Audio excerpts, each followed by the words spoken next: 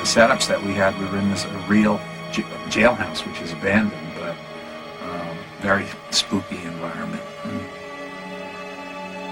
Giving it a real sort of stark quality, almost a noir kind of a quality to it that matches the game.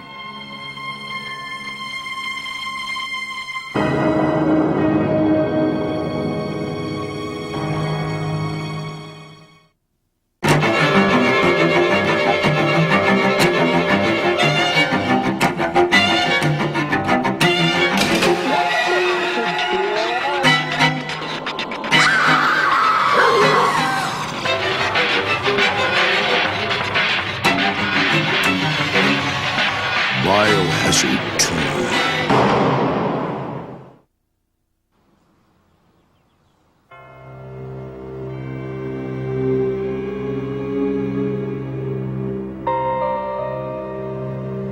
Well, what we were trying to do, this is a commercial for Biohazard 2, but we wanted it to look like a movie, so we basically wanted to produce it very much like a movie instead of like a commercial shoot. It's fabulous. I mean, I love making the movies, and it's great that there's a game which is, it's like a flashback to that genre, and it's, I can feel maybe a little bit like I had some influence on it, and so I feel very flattered, And it was just like a small motion picture shoot with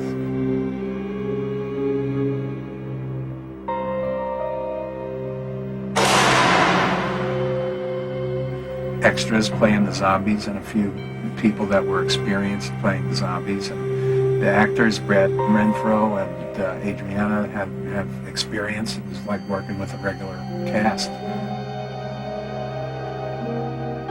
Oh wow, yes.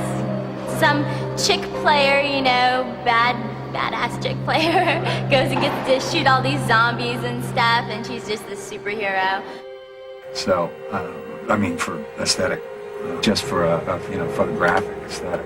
And so Peter and I just talked about keeping it clean and making it look, like old Hollywood almost. And that's pretty much the way. Behind a character, in front of a character, it sometimes gets tricky lighting-wise because you want to keep it spooky, you want to keep it dark, but there's, particularly with any sort of blood effect or anything like that, you have to have enough light there so the audience knows really what's happening, but keep it spooky at the same time.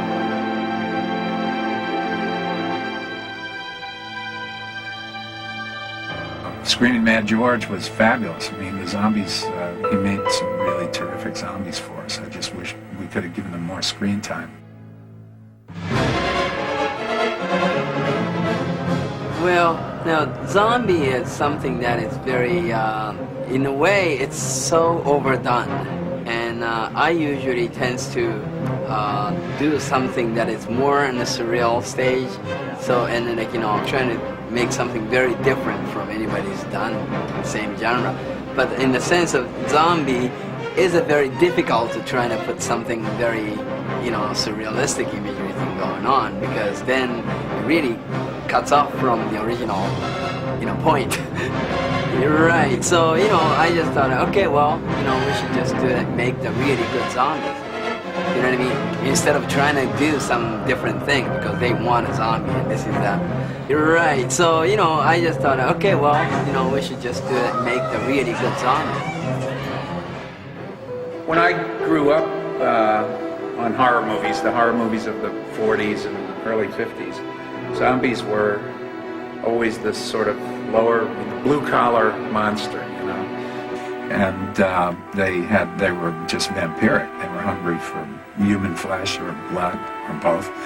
And that's really their only motivation. They're not particularly evil. They just behave the way a herd of animals might behave, or herd of, hyenas, or that's what you have to watch out for. I mean, they're just driven.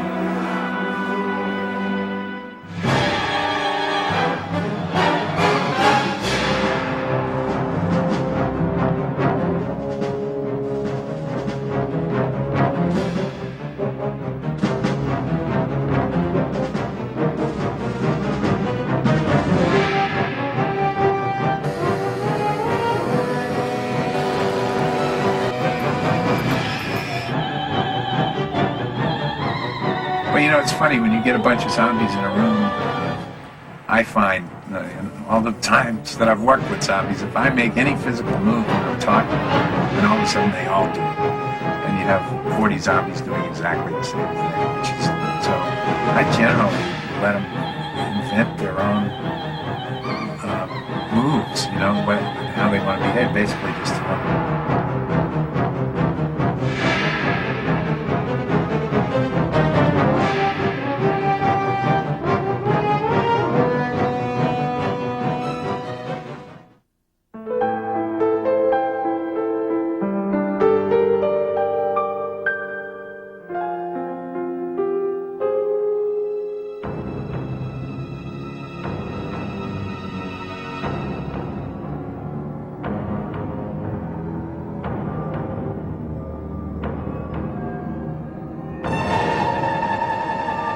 What's that?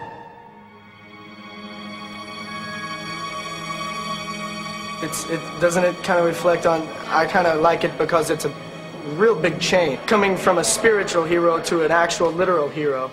It's also very fun material, but it's good because it's a good little switch around.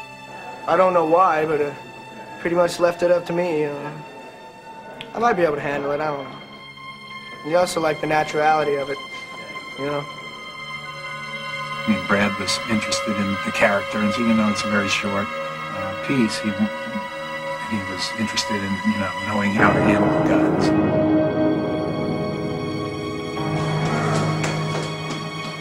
In my stories, the people that are trapped by them or that get in trouble are people who just can't either handle it or can't communicate properly with each other to form a plan to work around this problem, and so.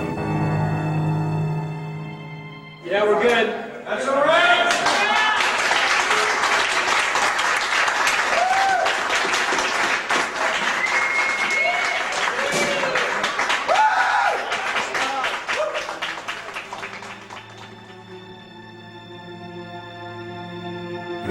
They don't have a lot of power. They move slowly. You can defeat them easily one at a time. But when there's enough of them, and when you're not very organized yourself, or your group can't communicate or whatever, you know, they're going to get you. And those are thematically what I've always worked with.